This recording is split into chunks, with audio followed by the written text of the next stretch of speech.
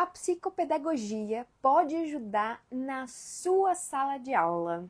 Esse é o tema da nossa live de hoje, então você que é professor de sala de aula e não estudou sobre psicopedagogia ou quer saber mais sobre isso, vem para a live, já encaminha para alguém.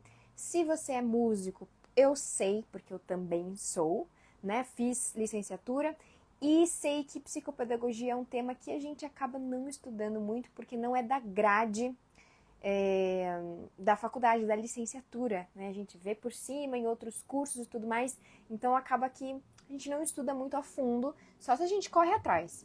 Mas no geral a gente não tem essa disciplina na nossa grade. Então por isso eu tô montando essa live de hoje com a Bia. A Beatriz é psicopedagoga, ela também é guia Montessori, assim como eu, ela é da minha turma, e ela vai contar pra gente. E enquanto ela tá chegando, eu vou ajustar meu som. E vocês vão me dizer se meu som tá bom.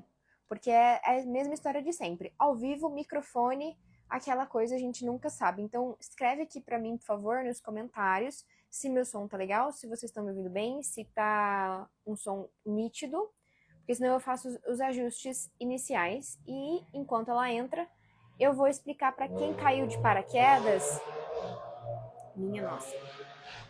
Vou explicar para quem está chegando hoje aqui a primeira vez que essa série de lives da Sala de Professores é uma sequência que acontece todas as semanas. Toda semana, todas as terças-feiras, às 8h30 da noite, neste perfil. Eu sempre trago um convidado, uma convidada, para a gente falar de música e de um tema de sala de aula que pode ser para professores em geral. Então, normalmente eu trago alguém que trabalha com Montessori, porque afinal é isso que a gente fala aqui nesse perfil, música no método Montessori também. E eu sei que na música a gente tem essa característica de não ser muito unido. Então a gente não troca muita figurinha, é meio difícil. Precisa ficar puxando assim as pessoas pra gente trocar figurinha, trocar plano de aula, trocar atividade, fazer curso e tudo mais. A gente não tem uma grande união. Isso é algo que eu sempre senti falta. Então, por isso que essa série existe, a sala de professores, porque é na sala de professores que a gente troca, né? Que a gente dá um material para o outro, dá uma referência de um curso, dá uma referência de algo para ler, de um livro. Então, essa sala existe por isso. Enquanto vocês estão chegando, já faço o convite para vocês mandarem para alguém essa live. Oi, Lucas. O Lucas também já foi meu convidado aqui. Ele foi o primeiro. E eu vou escrever aqui para a gente não esquecer e todo mundo que entrar daqui a pouco poder saber do que se trata essa live, que é sobre a psicopedagogia na sala de aula. Então, se você é músico, é importante para você, porque eu sei muito bem que na licenciatura, no bacharel, a gente não fala sobre isso. É um assunto que não existe, né? Então, vamos nos ajudar e a Bia está aqui para isso. Então, deixa eu só escrever e já chamo a Bia. Gostei do cinza com a cor do brinco. Muito obrigada. Era para ser um azul bebê, eu acho, mas fica a critério de quem tá vendo também, porque às vezes eu também acho que é cinza essa blusa. Então, como a psicopedagogia ajuda na sala de aula. Já vou fixar aqui. Se vocês forem tendo dúvidas, por favor, mandem aqui, escrevam, comentários também. A gente gosta da interação, é importante. Por quê? Por que eu falo para vocês encaminharem, clicarem no aviãozinho e interagirem também? Porque assim o Instagram entende que é um conteúdo relevante e ele encaminha isso para mais gente. E aí mais gente pode ser ajudada. Sacou? Entendeu? Então, não é só a nosso benefício, mas também para ajudar, colaborar com outros professores que eu sei que gostariam de saber sobre isso, de conversar sobre a psicopedagogia. Dito tudo isso, fala para mim se o som tá bom. Vamos lá. Deve estar bom, porque tem gente me escrevendo algumas coisas, então vocês devem estar me ouvindo bem. No caso da música, a gente sempre pensa que saber música é suficiente. Percebi isso muito tarde, foi um erro meu. É verdade, Lucas, a gente fica tão bitolado com a parte técnica e depois em educação a gente acaba estudando muitos métodos, né, educadores musicais e acaba esquecendo de alguns outros tópicos muito importantes. Lívia tá dizendo que o meu som tá bom. A Mi Mazala também, o som tá ótimo? Ótimo, muito bem, gente, obrigada. É isso que eu preciso para poder continuar. Então eu vou chamar a Bia, ela já tá aqui, bora. Ela vai falar um pouco da funciona, ela vai contar um pouquinho do trajeto dela, até pra gente conhecer e entender por que ela tá falando de psicopedagogia. Oi, gente. Olá! Oi! Boa Boa noite! noite, pessoal. Tudo bem? Tá bom, meu. Aqui funciona assim. Eu não posso te interromper nunca, porque senão a gente não te ouve. Então, desculpa, pode falar. Tá bom o meu som? Tá, pra mim tá muito bom. Aí a galera vai poder dizer se estão ouvindo bem, porque é aquela coisa, né? A gente assiste uma live que talvez não tenha uma visão boa, mas o som ruim não dá, né? Uhum. Ó, só pra você saber, Bia, eu sempre fico aqui com o meu tablet fazendo uns registros, tá? Então, de vez em quando, se eu estiver olhando aqui pra baixo, né? Porque eu tô. A galera também já sabe disso. Muito bem. Então, a Bia chegou. Foi tudo bem hoje com o seu dia? Só pra gente não chegar chegando assim. Sim, tudo bem. Já voltei a trabalhar, mesmo que a escola tá fechada. Então, a gente tá tendo semana pedagógica. Então, assim, eu tô imersa nesse mundo escolar Montessori desde o dia 6. Tá sendo uma experiência muito rica. A gente tá tendo formação da turma elementar, de 6 a 9 anos. Tá sendo muito bom. Então, hoje foi um dia muito gostoso, porque eu aprendi muito sobre outra faixa etária que eu não trabalho. E quem que tá dando a formação? Que escola? Então, é formação interna, né, da escola, mas quem está ministrando é a Fernanda Ponsete. Não sei se Não, não sei. Não sei. Ah, tem Insta? A gente pode seguir depois, procurar. tem, Legal. tem. É Fer Ponsete mesmo. Tá, escreve pra gente. Quem Tá. quiser conhecer um pouco mais do universo, eu gosto de compartilhar, porque a galera não fica só, né, na visão de uma ou outra pessoa. Mas muito legal. Ela é, ela é coordenadora lá na escola onde eu trabalho. Ótimo. Fala de onde você é e qual a escola que você trabalha. Que Tá, peraí. ela não é de São Não tô. Paulo. Opa. Então, meu nome é Beatriz, eu sou de Maringá, aqui do Paraná, e eu trabalho na Escola Lega. É a única escola montessoriana que tem aqui na região.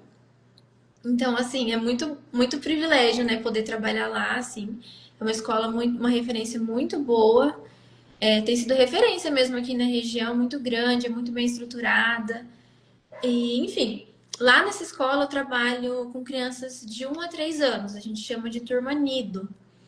E é onde eu tenho a minha formação e, assim, nossa, tenho o meu coração muito, assim, sou apaixonada pelo que eu faço dentro da sala de aula com as crianças dessa faixa etária.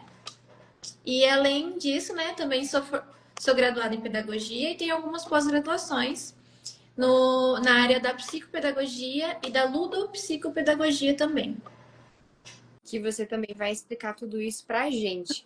Mas, antes disso, eu quero que você conte a sua trajetória, como que você chegou aonde você tá, porque que você se interessou pelo método Montessori para fazer os cursos que você fez. Então, é uma história um pouco inusitada, vamos dizer assim. Porque eu trabalhei muito tempo como babá educativa. E aí eu tinha liberdade de fazer meus planejamentos de aula, assim, era atendimento individual, né? Eu ia até a casa da pessoa e aplicava um plano de aula que eu mesmo criei. E era aprovado por uma psicopedagoga do projeto que eu trabalhava na época, era um projeto de home care. E aí eu sempre pendia muito para esse lado do Montessori. Mas eu não tinha nenhuma formação específica, era tudo baseado no que eu pesquisava com autonomia mesmo. E aí, ainda nem era formada na faculdade. Até que um belo dia eu conheci uma família maravilhosa que queria que eu ficasse com uma bebezinha de 3 meses, só que ela queria que eu ficasse fixo. Ela me fez uma proposta para deixar o projeto e trabalhar só com ela. E ela queria que a bebezinha fosse criada com o método Montessori dentro de casa. E aí, a partir disso, eu comecei a pesquisar e tal. E foi, assim, um choque, porque eu nunca tinha cuidado de bebê tão pequeno. Então, assim, eu acompanhei tudo, assim, desde primeiro dentinho, primeira fala, primeiro passinho e tudo. E tudo isso alinhado ao método Montessori que a gente aplicava dentro de casa, porque a mãe gostava muito. E eu sempre conversava com ela que depois que eu terminasse a faculdade eu gostaria de trabalhar numa escola montessoriana. E aqui em Maringá só tem uma, então, ou seja, só tinha esse caminho para seguir, né? Mas eu sempre falava assim, nossa, mas eu não sei como vai ser para entrar, porque é um processo difícil, lá eles são bem rigorosos na contratação, é um processo bem longo, assim, porque eles garantem muito a qualidade das guias que entram. E aí eu sempre conversava com ela, olha, depois que eu terminar a faculdade eu vou trabalhar na escola e tal. Só que eu não sabia como. E aí um belo dia ela me convidou, falou assim, ai Bia, eu quero matricular minha filha naquela escola. Vamos com a gente para conhecer? Aí eu falei, vamos, tinha acabado de me formar, assim, tipo, na semana que eu me formei, fim de ano. Chegamos na escola, passeamos, conhecemos, eu fiquei assim, encantada, apaixonada muito. E no fim da visita, ela olhou para a dona da escola, a diretora, e falou bem assim: você está contratando? Aí a diretora falou: eu tô. Ela falou assim: aqui, uma funcionária para você. E foi assim: ela anotou meu e-mail, depois a gente agendou uma entrevista e eu acabei entrando, porque eu já tinha conversado com a antiga patroa que eu iria sair mesmo no fim daquele ano, né? A partir do outro ano eu estaria em alguma escola. E aí ela fez questão de me colocar dentro da escola que ela gostaria, né? Para acompanhar a filha dela. E assim foi feito. Aí eu trabalhei lá como assistente um tempo. E aí veio a proposta para ser guia. Aí eu fiz a formação e no meio de tudo isso acabei fazendo as duas pós-graduações que eu também tenho. Tipo assim, foi um ano, eu me formei na faculdade, fiz 3 pós-graduações e uma especialização no método Montessori. E aí eu assumi turma e agora já tô indo pra minha terceira turminha. Nossa, É isso, essa é a minha história. eu não lembro. Gente, eu e a Bia, a gente é da. Na verdade, você é um semestre na minha frente, né? De guia Montessori. A gente se conheceu em janeiro, porque eu fui fazer a primeira parte prática e ela já tinha feito a parte teórica e estava fazendo a parte prática. Uhum. E eu não lembrava de que você estava fazendo essas outras especializações nesse ano passado de 24, não é? Uhum. Caramba, Sim, foi um ano eu de. finalizei assim, meio junto. Nossa, você estudou muito, então. É, foi assim, de queimar os neurônios, mas deu tudo certo. Legal, parabéns, parabéns, é recente, parabéns. Muito bom. E aí, depois disso, você, bom, já estava na escola Montessori e agora tá com a sua turma do Unido. Isso. Aí eu Unido, tenho turma mista, né? De 1 a 3 anos. legal. Que é o que a gente faz. É engraçado, porque muitas escolas não usam esse nome, Nido. Então, às vezes, mesmo quem tá no Montessori, eu mesmo não conhecia antes de fazer a formação. Às vezes a gente não fala, mas não relaciona, né, a idade. Muito Uhum. bom. Então, você é uma pessoa que gosta da sala de aula, Ah, do magistério. eu gosto bastante. Você já falava que queria ser professora quando era criança? Não. Sabe que não? Assim, eu falava que eu queria ser bailarina. Ah, Porque eu fui bailarina, né? Eu fiz balé por 18 anos. E aí eu falava que eu queria seguir nessa área da arte, talvez moda, alguma coisa relacionada a isso. E aí, como eu entrei na pedagogia também é uma história engraçada, assim. Minha mãe fazia pedagogia e eu via e gostava. E aí, quando saiu a nota do Enem, eu me inscrevi e coloquei a moda como primeira opção e pedagogia como segunda. E aí, eu passei em moda, tudo certo, só que a faculdade não abriu turma naquele ano, não teve matrícula suficiente. E aí, acabou que o que eu pude assumir seria a faculdade de pedagogia. E aí, eu pensava assim, acho que nem vou terminar. Quando eu vi, eu estava apaixonada, já estava trabalhando com isso e nunca mais saí. Porque eu realmente me encontrei, assim, foi meio que ao acaso, sabe? Mas eu gosto muito e hoje em dia eu vejo assim, gente, eu não tenho perfil para fazer outra coisa além disso. que legal. Que bom que mesmo sem querer deu tudo certo, né? É assim, é curioso, porque eu também fiz mais ou menos isso, queria seguir na área de artes, e no fim acabei indo para educação, porque eu achava que eu gostava, e no fim acabei me apaixonando, tipo, muito, assim, falei, putz, é isso mesmo que eu gosto, e não tem muito para onde fugir, né? Assim, é um assunto que eu gosto de estudar. Só que, como eu tava falando aqui no começo, a gente que é músico não conhece esse tema da psicopedagogia, né? É uma coisa muito faz a pedagogia em si, ou enfim, não sei até se tem outras licenciaturas, mas para nós é uma coisa bem diferentona, que você só vai saber se, sei lá, se você for atrás mesmo de estudar, se for fazer uma especialização. Você descobriu a psicopedagogia na faculdade e depois sentiu a necessidade de se especializar, de estudar mais, ou como foi? Então, não sei, assim, me parece, isso sempre esteve no meu coração, assim.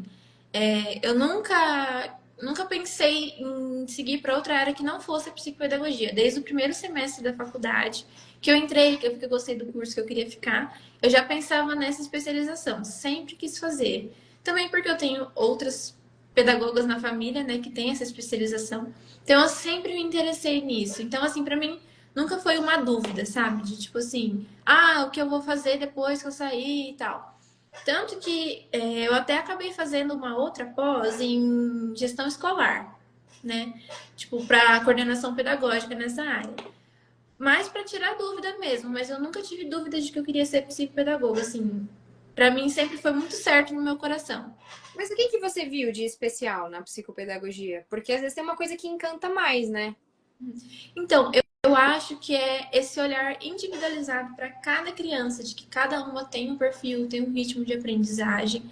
Eu sempre gostei muito disso. E eu sempre fui uma pessoa muito observadora também. Então, assim, para mim, a psicopedagogia é a gente conseguir observar o outro e, a partir disso, a gente aplicar uma estratégia individual para essa criança, segundo a necessidade dela. Então, assim, para mim, isso sempre foi muito fácil, muito claro, de que não tem como você ensinar uma criança se não for uma coisa que está ali na janela de aprendizagem dela naquele momento. Uhum. E casa muito bem com o método Montessori, porque também é um dos pilares, né? Você fazer esse ensino individualizado e no ritmo da criança e tudo mais. Até as salas que são menores também ajudam a você observar com mais calma, né? Assim, com mais atenção. Uhum. Que legal. E aí hoje você faz algum trabalho fora da escola como psicopedagoga ou você usa isso dentro da escola e é algo que te, digamos, satisfaz assim o coração?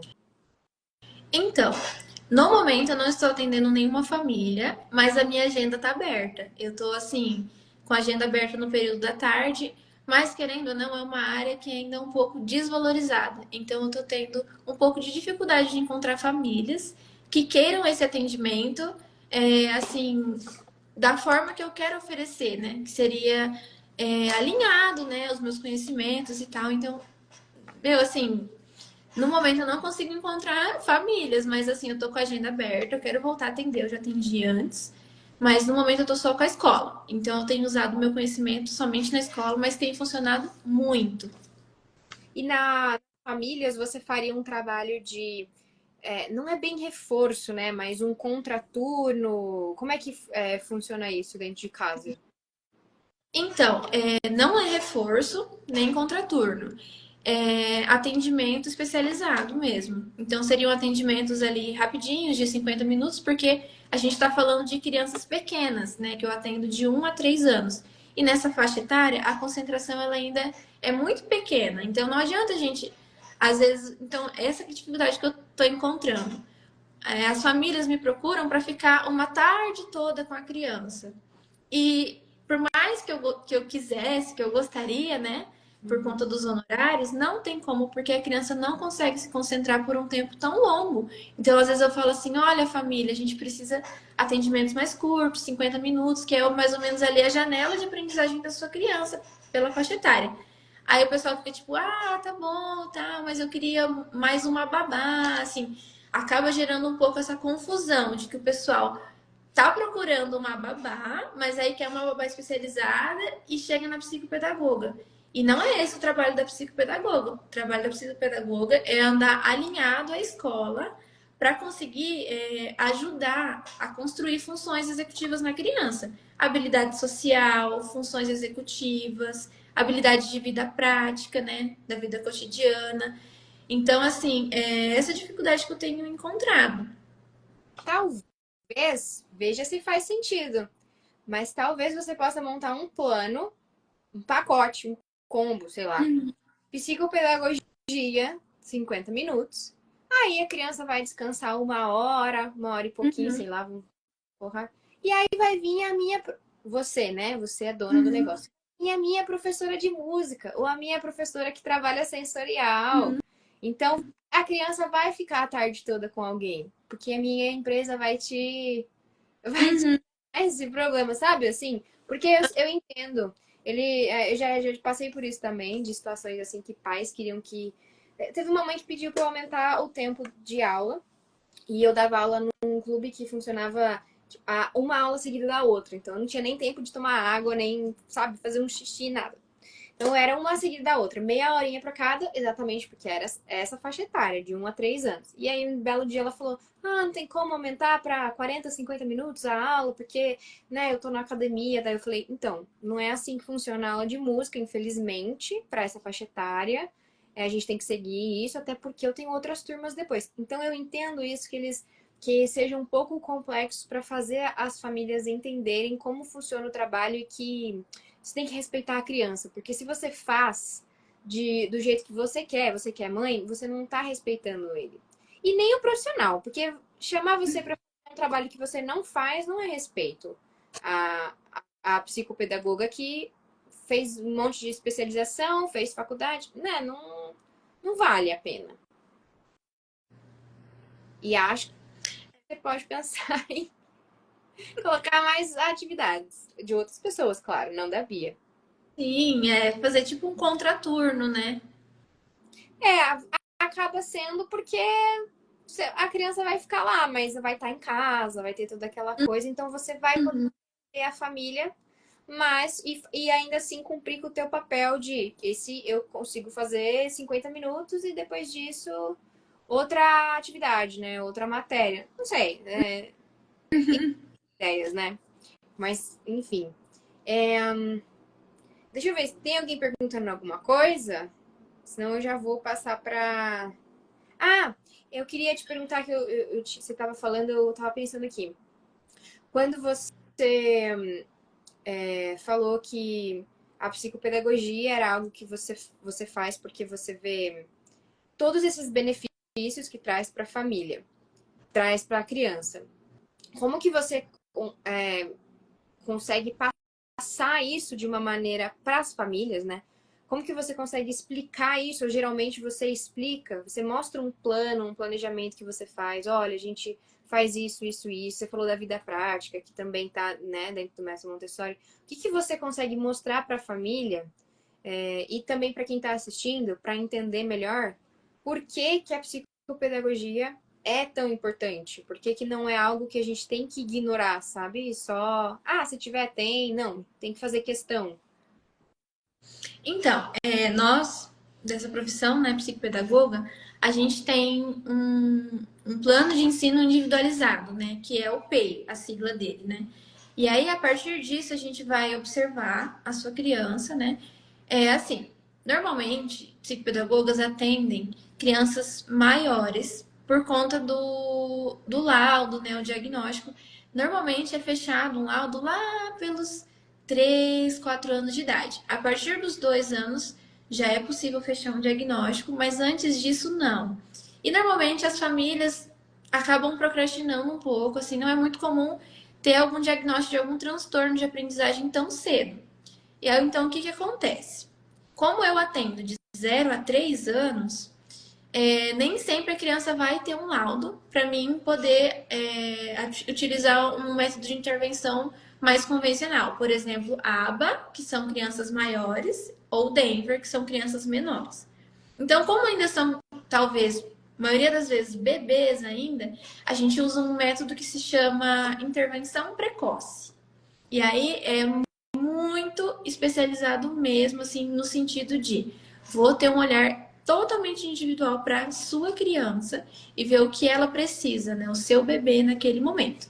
E aí, baseado nisso, eu vou criar o PEI, né? O Plano de Ensino Individualizado, e vou aplicar. Normalmente dura ali 15 dias. Depende muito da necessidade. E aí a gente vai com frequência fazendo isso. Só que a família participa de todo o processo. Não é uma coisa assim, de vou chegar na sua casa, vou pegar seu filho, vou me trancar no quarto com ele e você não vai ver nada. Na verdade, muito pelo contrário, a família ela é muito participativa e importante nesse processo. Então, como funcionaria? Eu chegaria na casa da família. Primeiro, antes de conhecer a criança, eu vou conhecer a família, conversar com aquela mãe, com aquele pai, com aquele responsável que seja, e vou entender as necessidades de cada um, do que eles precisam. Olha, a nossa rotina funciona assim, e vou tentar entender as razões deles estarem procurando o atendimento, né? Porque se a pessoa procura um atendimento tão especializado, ela tem uma necessidade e eu quero identificar essa necessidade também. Então, primeiro eu vou conversar com a família. Depois, num outro momento, eu vou conversar. Conversar não, eu vou conhecer a criança com a supervisão da família também. E aí, só depois que a criança tiver confiança em mim, para que eu consiga ficar com ela sem a supervisão da família, aí sim eu vou começar as intervenções. Por quê? Ah, é um segredo que eu vou fazer? Não, gente, não é um segredo. Mas é porque a criança, muitas vezes, quando ela tá sobre a influência da família, às vezes ela pode ficar acanhada, ou então a família não consegue ali segurar os ânimos e intervém. E tudo tem um método, tem um porquê, tem um tempo, tem um respeito. Então, eu vou fazer com a criança a intervenção com ela para que ela se sinta mais à vontade, né? E ela tenha as intervenções somente o que vai ser benéfico para ela ali naquele momento, né? E também, assim, às vezes a criança é muito pequena, a gente tá falando de bebês, né? A criança às vezes vai querer mamar, se ficar vendo a mãe ali sentadinha no cantinho. E aí, querendo ou não, dificulta um pouco o meu trabalho. Mas, enfim, tudo que eu fizer com a criança vai ser registrado e depois eu passo uma observação para a família. Por vezes até eu posso escrever assim, olha, a criança fez uma atividade X. Ela utilizou a mão tal com pressão digital ou pressão palmar. Como ela fez? Ela fez um traço contínuo. Eu vou explicar isso para a família, vai ter um relatório. Então a família é muito participativa e para isso eu preciso que a família também confie em mim e no meu trabalho para que seja um trabalho bem feito. Mas basicamente é isso, a família participa muito, ela tem noção de tudo que está acontecendo, não é um segredo. E é um processo gostoso, é muito gostoso ver o desenvolvimento das crianças. É isso. E na escola você também faz esse relatório assim? Ou não? Porque você tá como guia, não tá como especialista psicopedagoga, assim, fazendo só essa função, né, digamos. Então, assim, para ser muito sincera, não é nem permitido que uma professora, que também é psicopedagoga, exerça trabalho de psicopedagoga dentro da sala de aula. Assim, no sentido de realizar um atendimento individual. Isso não é permitido porque ali a gente está com professora, né? Então a gente tem que. Não é do currículo, assim, né? Tô dizendo, não é da proposta da escola que o professor faça isso, né, com vocês. Mas aí, de qualquer forma, eu tenho esse conhecimento e eu não consigo, assim, tipo, evaporar ele da minha cabeça quando eu vou para dentro da sala de aula, né? Então, assim, isso, os meus conhecimentos, eles me ajudam muito, muito, muito, muito na sala de aula, assim. Não tenho nem como mensurar, porque o manejo da sala é muito mais tranquilo quando a gente tem noção, é, aquele olhar individual de perceber as razões e agir na raiz da questão, né? Mas não realizo atendimentos individuais dentro da sala. Mas você perguntou sobre as observações. Na escola onde eu trabalho, a gente faz uma coisa bem parecida, porque é o método que a gente utiliza. A gente tem um sistema que se chama Transparent. E aí, ali eu registro tudo como guia, né? As minhas anotações de professora particulares ficam ali, mas a família tem acesso. Então, a Assim, família acaba vendo. esse é legal. A escola que eu trabalho, a IMK, também usa o Transparent. Tem uma pergunta aqui do Lucas. Ele disse assim, como é feita essa transição? Mas que transição que você tá falando, Lucas? Não entendi. Você entendeu? Sabe do que ele tá falando? Eu acho que ele está falando dessa transição lá atrás, quando eu falei que os atendimentos começavam com a supervisão da família e depois eu faria só com a criança. Então, a transição vai no ritmo da criança. Tem transição que dura menos, tem transição que dura mais. Mas ela acontece como? Eu vou criar vínculo. Então, eu não vou chegar na sua criança tentando criar vínculo já com uma intervenção, com um trabalho de intervenção. Não tem como. Então, como que seria criar vínculo? Ah, gente, brincar de massinha, começar talvez ali como a gente tá falando de bebês, né? Então, permite toque corporal, às vezes pegar no colo, conversar, brincar um pouquinho, dar uma voltinha ali na quadra, na rua, né? Então, assim, é mais criar vínculo de amizade mesmo. E aí, só depois que a gente perceber que a criança tem a confiança, só que assim, a criança só vai ter confiança em mim se a família confiar primeiro. Isso eu tenho, assim, já aconteceu muito, isso até na escola, né? Onde eu trabalho, o processo de adaptação ele é bem humanizado também, nesse sentido de que a família participa, fica na escola. Tem famílias que ficam até 2, 3 meses ali na porta da sala observando tudo, até que a criança queira entrar e ficar. Então, assim, às vezes demora o processo. E aí eu tento ter um olhar diferenciado de assim, por que tá demorando tanto? E 99% das vezes é porque, às vezes, a mãe ou o pai, o responsável, não sente confiança ainda na escola, na sala de aula, de deixar o filho. E aí eu tento agir com a família. Aí eu sento lá, bato um papo, converso, conto mais sobre mim, conto sobre a minha vida pessoal. Aí eu percebo que, assim, tipo, dali pra frente, vai, sabe? Assim, é muito interessante pensar que a criança, ela ainda nessa idade, né, nessa fase, ela é muito ligada ao adulto. Então, se o adulto não se sente confiante, ele também não vai se sentir. Sim. Sim. As crianças também conseguem ter essa percepção, né? Dessa sensibilidade do que a mãe sente, do que o pai sente nesse sentido, né? Uhum. Tem uma outra pergunta. Rapaz do céu, eu não sei pronunciar até o nome, não. É... Depois você me como que pronuncia. Mas é o Rodrigues, vou te chamar de Rodrigues, tá bom? Sobre o laudo, é possível ou permitido você identificar e laudar? Acho que só se a escola pedir, né? Então, não, eu não posso laudar, porque eu não tenho formação em psicologia. Mas a minha profissão e a psicologia, elas andam muito juntinhas nessa parte. Como seria? A criança vai a um psicólogo, passa por todas as sessões, faz lá os testes, né? Para que seja possível fazer a verificação e tal.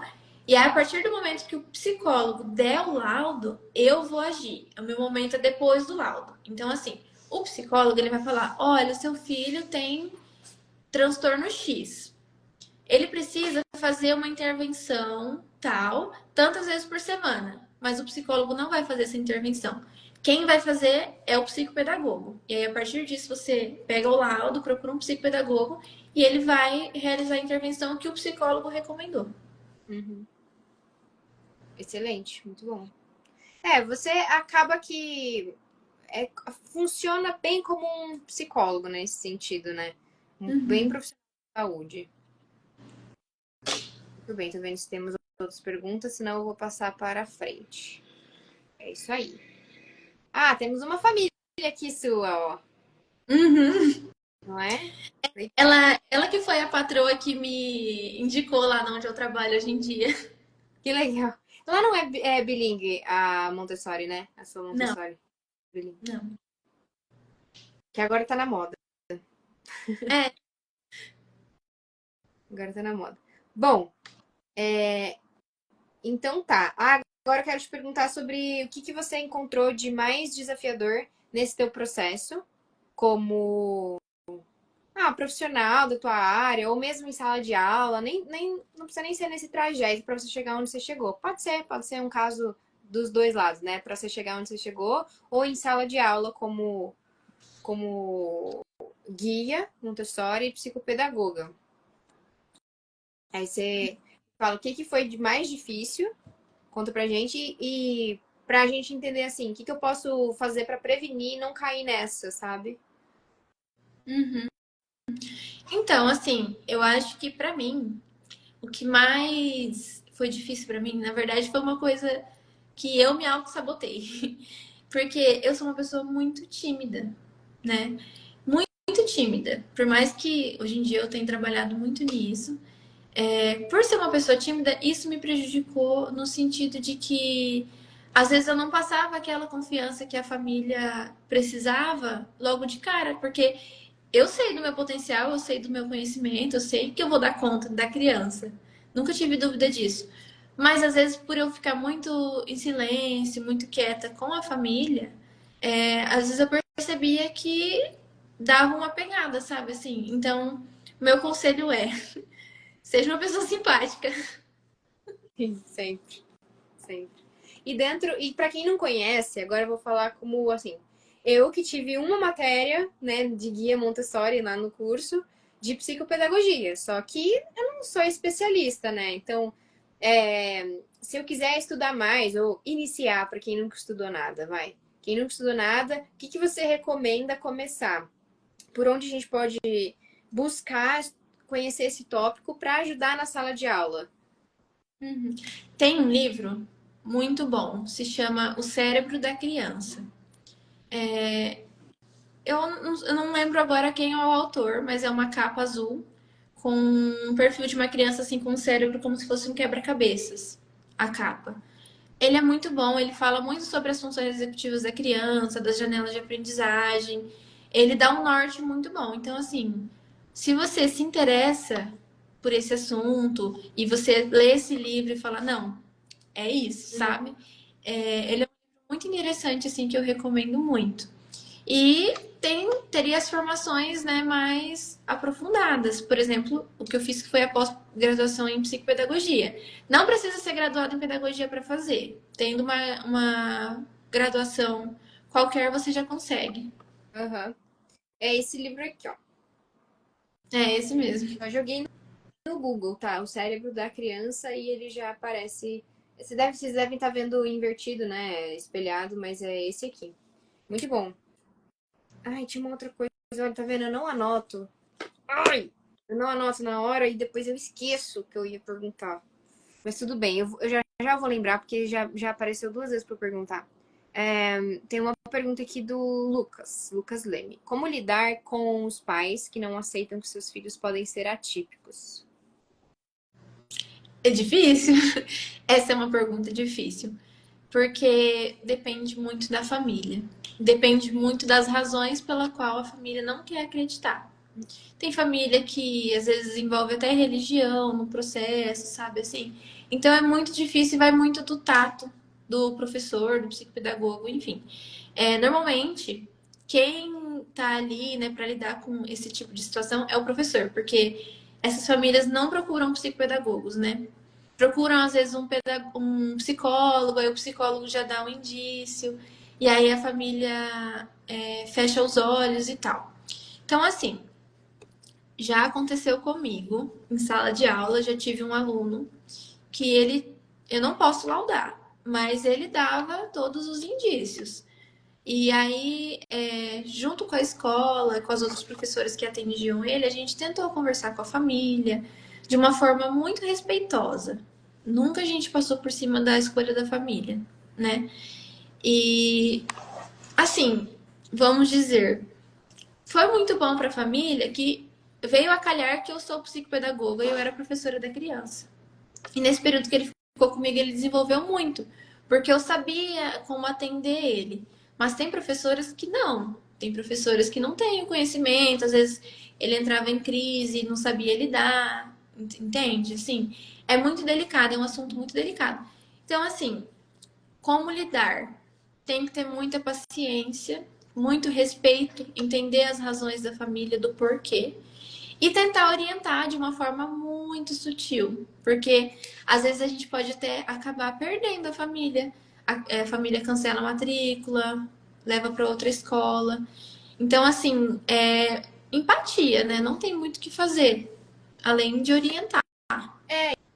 E também não é uma, assim, a gente, essa questão de você perder a criança, perde a matrícula e tudo, mas aí é ruim para a criança também, porque no fim das contas ela vai para um lugar novo que a pessoa, os professores vão ter que conhecer ela, né, do zero, e aí identificar a questão e é um processo todo de novo que não a Uhum. criança já podia estar com o problema dela sendo ajudado, né? Assim, no fim das contas, ela mesma que tá sofrendo.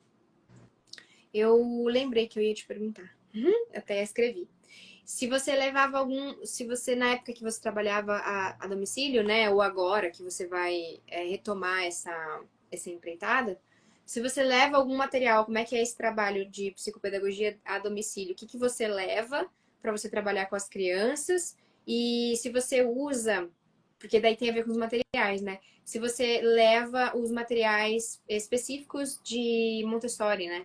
Então, materiais basicamente para você trabalhar a vida prática, como você comentou, ou não precisa, porque já tem na casa da criança, os de sensorial, enfim, como que você faz isso? Então, eu tenho todo o meu acervo, tenho milhares e milhares de caixas cheias de material e a gente leva, porque a vantagem de você atender a domicílio é que a criança vai estar num ambiente que é conhecido por ela. Então, o desenvolvimento ele vai ser melhor porque ela vai se sentir segura, já conhece o ambiente. Então, a gente precisa levar o material.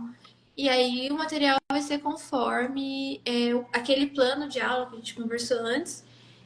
Eu vou preparar, vou olhar lá. Ah, essa semana tá aqui que a gente vai trabalhar vida prática, funções executivas, enfim. E aí eu preparo a minha bolsinha, chego lá na casa, sento e levo tudo. Assim, a família não precisa se preocupar em oferecer nada. Já tive famílias que foram muito gentis de assim, ah, nossa, você comprou todo o material só pro meu filho, posso te reembolsar? Já aconteceu bastante, assim, mas não, se a família não quiser também não precisa. É meu material, eu vou arcar com tudo. Fofos, né? Porque no fim também eles estão tipo, e o que a gente recebe vai para isso, assim, porque eu também trabalho a domicílio e aí o que eu recebo deles é para uma parte, 20% vai pro caixa de material. Mas digo assim, que você dá um exemplo, porque tem gente aqui que nunca ouviu falar de Montessori e não tem ideia do que a gente tem em sala de aula, né? Mas dá um exemplo ou dois do que você trabalha de vida prática, algo que é bem comum, assim, é que a psicopedagoga leva, que é mais comum. Uhum. Então, como são crianças muito pequenas, né? Só recapitulando, crianças de 1 a 3 anos, 0 a 3 anos, são atividades que para nós adultos parece bobo, mas para eles é assim, nossa, eu tô conquistando o mundo. Então, a gente vai levar o básico do básico. Por exemplo, dois potinhos com algum sólido dentro. Pode ser macarrão, pode ser rolha cortada, pode ser uma semente grande, uma castanha. E um pegador de salada de gelo, aquele bem pequenininho assim, para trabalhar isso. Ou então, prendedores de roupa para trabalhar essa função também. Vida prática, nessa fase, a gente trabalha muito isso. Pressão palmar, pressão digital e movimento de rosca com o pulso. Tem outras funções, né, também, que a gente trabalha com certeza, mas principalmente essa, e também está na necessidade de, por exemplo, água.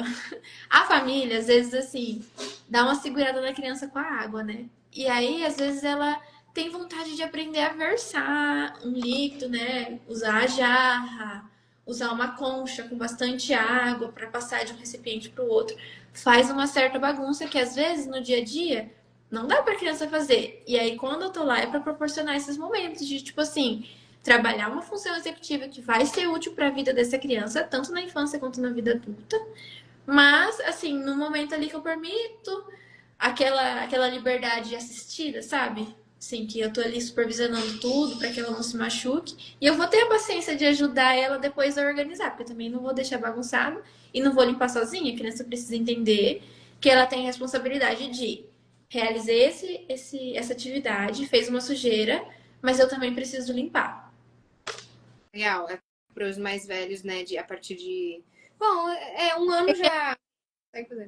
Os pequenos também, Uhum. é verdade. E de sensorial? Bom, tudo ali é sensorial, né? Mas tem alguma coisa muito específica, assim?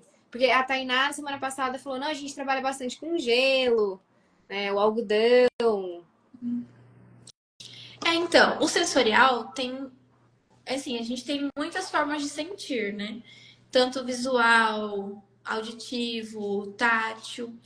Então, assim, dependendo da área, a gente trabalha com um material diferente. Por exemplo, na discriminação visual, então a gente vai trabalhar a discriminação de cores, formas, diâmetros, proporção. Já com uma criança mesmo, mas é um bebê muito pequeno. Gente, se o bebê já fica sentado, já tá na hora de trabalhar com essa criança. E você pode aplicar tanta coisa interessante, assim, sabe? Assim, da criança às vezes entender, nossa, isso aqui pode encaixar aqui.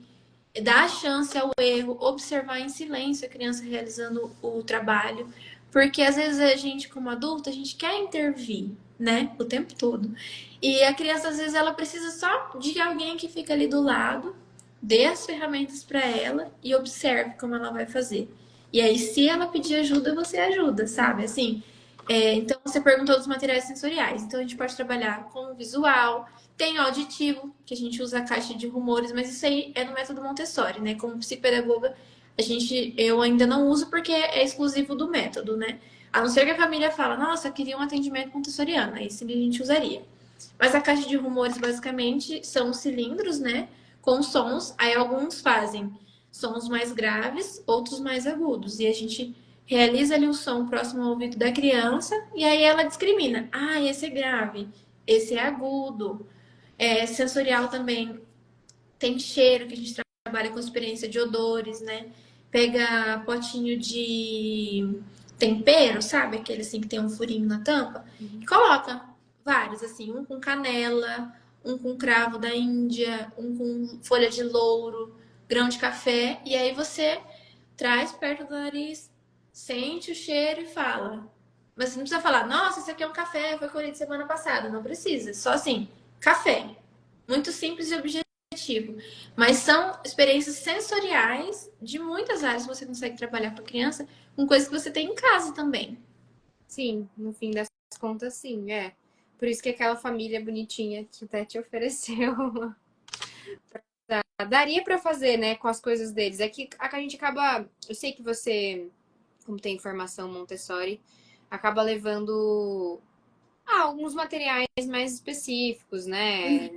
Não sei se você usa, por exemplo, quebra-cabeças, né? Sim. Os de dois, três pedaços e tudo mais. Ou algumas coisas, a caixa de permanência, por exemplo, que é bastante específico do Uhum. método e tudo mais, que as pessoas não conhecem e nem sabem para que serve também. É, E que dá para. bastante materiais. É. Muito bom, muito legal. Deixa eu ver se eu tenho mais alguma coisa para te perguntar. Se alguém tiver mais alguma coisa para perguntar, pode ir perguntando que a gente vai respondendo. A Bia vai. Sim, eu queria que você falasse sobre prevenção. E, na verdade, você falou um pouquinho, né, sobre a questão de ser bastante simpático, estar bem afinado com a família e tudo mais, fazer essa anamnese, né, no início. Mas alguma recomendação, assim, para quem tá trabalhando no filho como psicopedagogo? Eu nem sei se tem alguém aqui assistindo a gente que trabalha. Se tiver, dá um oi aí pra gente conhecer. Mas se você tiver alguma sugestão de prevenção, assim, de não faça isso, ou então vá para aquele caminho, ou então, sabe? Uhum. Acho que assim, pra mim parece muito óbvio, mas talvez algumas pessoas não saibam, mas acho que a gente taxar a criança, rotular. Não faça isso, não rotule a criança, pelo amor de Deus. Tipo, essa criança tem personalidade forte. Essa Hum, criança é chata. Essa criança é isso, aquilo. Gente, não, por favor, não faça isso. Olha para sua criança e entende por que ela está apresentando aquele comportamento. Nossa, mas eles até tá chorando a tarde toda, tá muito chato, tá doendo meu ouvido. Mas por quê? Como você pode ajudar? entende?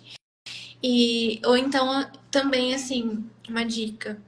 Se a sua criança está chorando muito durante um atendimento, não chama a família de cara. Assim, tipo, ai, começou lá, abriu o berreiro, você já vai lá e chama a família. Por quê? Aí vira a psicologia reversa, sabe? Se você chama a família de cara, o que, que a sua criança entende? Toda vez que eu chorar, ela vai chamar minha mãe. Então, o que, que você pode fazer nesse manejo para evitar isso da sua criança? Você vai abaixar com muita calma. Lembra que você é o adulto da situação. Tá um caos, beleza, mas se abaixa, olha no olho da criança e fala: quando você se acalmar, eu vou chamar a sua família. Você consegue? Na primeira vez ela não vai te escutar. Aí você pede para ela olhar no seu olho e repete. 3, 4, 5 vezes, quantas vezes for necessário. Quando ela parar de chorar, que ela se acalmar, que ela conseguir se regular, aí você chama a família. E aí ela vai entender que choro não é moeda de troca. Então, assim, essa é a minha prevenção. E a minha prevenção e a minha dica de olha para sua criança, entende a razão e não deixa, como crianças muito pequenas, né? Não deixa ela usar choro como moeda de troca. Também não tô falando para você deixar a criança chorando lá muito tempo, tá, gente? Tô falando assim para você conseguir dar as ferramentas para aquela criança se regular sozinha. Sim. Isso é algo que qualquer profissional aqui, qualquer professor que está aqui, independente da área e da escola, da metodologia, pode usar em sala de aula, porque é uma ferramenta positivista, né? Assim, humana, né? Que a gente usa muito como professores guias montessorianos, mas isso vale para qualquer. Isso não te impede. Ah, não estou numa escola Montessori, mas não te impede de usar essa ferramenta, por favor. Então, né, fica com essa dica. Muito bem. E dito isso, eu queria te pedir para falar sobre essa atividade que eu sei que você separou, bem legal, ela já me contou.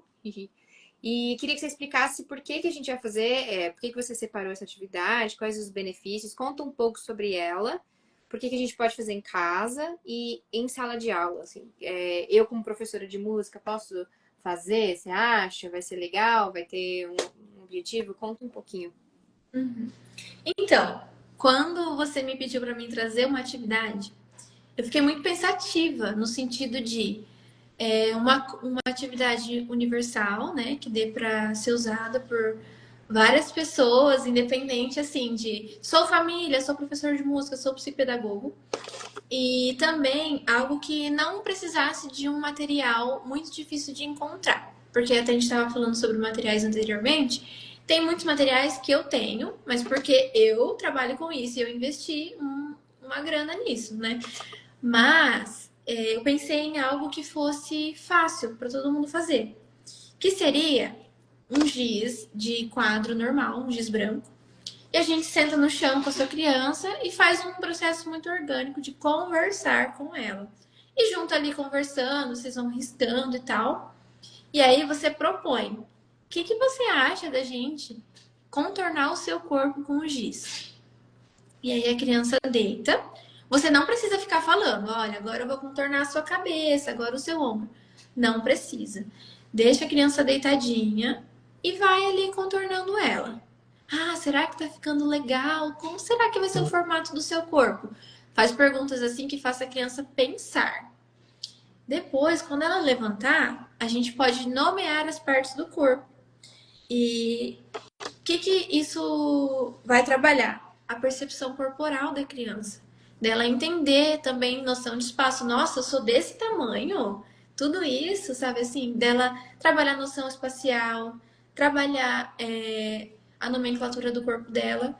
E depois, é a parte que eu mais gosto. Você pode sugerir fazer o contrário. O que você acha de agora eu deitar no chão e você me contornar? E aí, não vai sair um contorno perfeito, são crianças pequenas. Mas observa como a sua criança faz e não fica dando palpite. Ai, contorna aqui agora, faz ali. Não. Observa como ela faz. É muito gostoso observar. a vontade da criança, uma coisa genuína que vem lá do fundo do coração dela. E aí, depois que você levantar, você pergunta para ela: Ah, o que que você desenhou? Onde está a minha cabeça? Onde está o meu pé? E aí, a partir disso, você vai conseguir ver a noção de identificação dela e a percepção de mundo dela também. É isso. Essa foi uma atividade que eu preparei, assim, que eu pensei que dá para qualquer pessoa fazer, assim, de uma forma tranquila, sem precisar investir ou preparar um material muito complexo antes. Uhum. Sim, no máximo acho que uma cartolinona, Uhum. né? E tem até o chão mesmo, ó, se for mais em cimento, né? Que já Sim. ser com os giz já resolve. Acho que era uma brincadeira, olha que coisa, né? Não, a gente não sabe disso até parar pra estudar, mas quando a gente é criança, a gente até. Eu lembro de fazer um pouco isso. Você lembra de você fazer? Quando você. De fazer nos outros, assim, agora eu desenho, tô morto, sabe assim? Sim, sim. E isso é uma atividade que a gente faz muito lá na escola. Muito, muito, muito. Assim, até fim do ano, assim, eu já tava assim, meio tipo, ai, gente, vamos fazer outras coisas, sabe? Mas volta e meia eles falavam, prof, deita no chão, eu quero te contornar. Aí eu deitava lá, ficava lá 5 minutos, né? Porque demora. Aí contornava e levantava assim. Nossa, fazia roupa, fazia rosto, escrevia o nome, assim, do jeitinho, né? Mas é um processo muito legal, assim, é muito gostoso. Cria laços também com a sua criança. Sim, com certeza. E é uma forma deles criarem algo em cima, né? Então, assim, como ele te vê. É como eu vejo a minha professora, a Beatriz, que tá lá todo dia comigo. Então, coloca o brinco, pinta a unha e, né, e põe a roupinha que você usa, sei lá, vai de calça preta, enfim. Eles conseguem te fazer essa observação, que é algo que eu também faço na minha aula, mas com os mais velhos um pouco, assim, mais de 6, porque é uma atividade um pouquinho mais com os de 3 a 6 eu já fiz, só que menor, que é você sentar e pedir, sentar em roda aliás, um na frente do outro, fazer duas fileiras assim, né? Sentar um na frente do outro e você pede para eles observarem quem tá na tua frente. Então, olha bem para essa pessoa, observa o rosto, observa o cabelo. Você meio que vai guiando para dar uma ajudada, né? Vai guiando o olhar. E depois fala assim: agora todo mundo vira de costas. Aí você vira de costas. Isso é do teatro, né? Agora muda uma coisa em você. Sei lá, tira uma blusa, muda alguma coisa, muda o cabelo, tira o óculos. E aí, ó, todo mundo mudou, vira de novo. E quem tá na tua frente tem que dizer o que tá de diferente, né? Então ajuda na questão da observação, de aguçar o olhar, enfim, percepção, né? Percepção visual. Eu acho muito legal essas atividades que são assim, porque cria realmente esse laço entre eles, né? Entre eles, de você perceber e você trabalha isso outras coisas com isso, né? Do tipo, quando é Semana da Consciência Negra, que vocês devem também fazer algumas atividades, aqui a gente faz. Então, a maioria das escolas tem alguma coisa. Ajuda a perceber que, assim, nós somos diferentes, mas que no fim somos iguais, né? Nós somos. O meu cabelo é diferente, meu nariz é diferente, tudo. E por que que a gente é diferente assim? De onde vem essa diferença? Enfim, falar de outros países, né? Não, e porque eu sou boliviano, porque eu sou de, sei lá, da Índia, sei lá.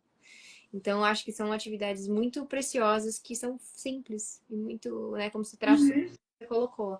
Não precisa de material caro e para eles é muito valioso. Muito Sim, a bom. gente tem que pensar que a criança, ela tá chegando num mundo que é todo novo para ela. E a gente que já é adulto, a gente já tá acostumado. Quantas vezes na vida a gente já não lidou, já não trabalhou com giz, com garfo, com colher, com cortar um tomate? Pra gente isso é muito cotidiano, mas pra criança é novo. Então, assim, eu acho que a gente, enquanto adulto, enquanto guia, enfim, é nosso dever trazer um encantamento pro que é ordinário, né? Tornar o ordinário extraordinário. Ter esse olhar de assim, para mim isso não é novo, mas para ele é novo. É a primeira vez que ele vai manusear uma tesoura. Nossa, gente, imagina que alegria para a criança ela conseguir fazer um recorte contínuo sozinha. Assim, sabe? É uma função executiva pra gente é muito comum, mas para eles é novo. Então, às vezes a gente tenta buscar recursos novos, assim, de nossa, o brinquedo maior, mais colorido, o celular com a tela maior, o desenho mais colorido. Mas tem encantamento em tudo, tem encantamento na nossa vida, assim, por todas as partes. A vida é bela em todas as partes, a gente não precisa enfeitar ela o tempo todo, mas ensinar aquilo que é ordinário para a criança e ela vai amar. Adorei isso, eu tô até escrevendo que eu gostei muito disso que você falou. A gente não precisa ficar enfeitando o tempo todo a vida, né? Que realmente a gente só precisa o olhar mais aguçado e a gratidão, né? Assim, e a criança tem isso, então a gente só precisa ajudar a guiar um pouco mais, né? Fazer com que ela entenda por quê, pra quê, né? Porque quer mexer em tudo e tal. Isso é ordinário pra gente, como você falou, porque a gente fez isso milhares de vezes quando era criança, né? Permitiram pra gente essas experiências. Então, agora é a nossa vez, né? Muito Uhum. tem mais algum comentário? Algo que passou e você não falou e queria falar? Alguma coisa assim pra gente ir finalizando? Porque amanhã todo mundo trabalha cedo. Uhum. Não, acho que eu tô muito contente com tudo que a gente conversou, me sinto realizada. Só queria abrir aqui pro pessoal, se eles têm mais alguma dúvida, alguma coisa. Tô aqui para responder vocês. Vamos deixar. E também quero convidar também para enviar para alguém, porque daí a gente já consegue responder e uma pessoa nova pode vir e de repente ela já estava com essa dúvida, né, que já queria saber sobre esse assunto. E pedir para você falar, deixar o seu contato aqui também. O seu arroba, o seu perfil, que agora é profissional, né? Que você transformou ele em profissional, para as pessoas saberem que, eu vou falar por você porque eu sei que é verdade, tá? Eu sei que eu me dou essa liberdade de dizer que você tá lá para receber perguntas no seu direct e ajudar quem quiser entrar nessa empreitada aí da psicopedagogia. Gente, pode me seguir, pode perguntar lá, tô aberta. Na minha bio tem o link do meu WhatsApp, se alguém for aqui de Maringá e quiser atendimento também, tô disponível. Tenho horário disponível todas as tardes da semana. E, enfim, o meu perfil, vocês vão perceber que ele é pessoal e profissional junto. Então, assim, às vezes vocês vão ver ali eu me arrumando pra alguma coisa, eu gosto de compartilhar a rotina, mas não muito, porque eu sou mais low profile, né? Eu sou um pouco mais tímida e tal. Então, eu não posto muito, mas assim, às vezes vocês vão ver coisas da minha vida pessoal e às vezes vocês vão ver coisas da minha vida profissional e eu gostaria que vocês acompanhassem isso mesmo, assim. Eu, Beatriz, como sou, da forma que sou. Sim, até é uma forma que, desculpa, eu acho que é uma forma linda e honesta de você colocar, criar os laços. Como você falou, é muito importante você ter o laço com a família, né? Então, deles conhecerem você, deles conhecerem a Bia, como ela é, a Beatriz. Então, ela gosta de se arrumar e mostrar, olha, estou indo para lá, minha rotina é essa. E é uma forma de vínculo até profissional, eu acho, né? Para a sua área. Tem áreas que não tem a ver, mas para a tua área faz todo sentido. Então, é super válido também, né? Uhum. Tudo bem. Eu quero te agradecer, Bia, pelo seu tempo, por todo o seu conhecimento. Não parece que você é tímida, eu sempre achei isso. Não parece. E parabéns pelo seu trabalho. Espero que esse ano seja de bastante prosperidade na escola e a domicílio. Então, fazer mais conteúdos aqui para as pessoas te conhecerem, né, de Maringá e tudo mais. E se precisar de mim, tô sempre aqui para à disposição, tá bom? Uhum. Eu também quero agradecer você, Júlia, pelo convite. Nossa, fiquei muito feliz quando você me convidou. Falei, nossa, gente, tô me achando. Mas, enfim, foi muito gostoso ter essa partilha com você. Fiquei muito contente. E também, nossa, tanta gente comentou aqui que, nossa, profissional boa e tal. Tipo assim, elogios. Gente, eu tô muito, assim, coração sorrindo hoje. Vou dormir com um sorriso de orelha a orelha, assim, muito feliz, assim, de ver que quando a gente faz um trabalho com o coração, a gente é recompensado.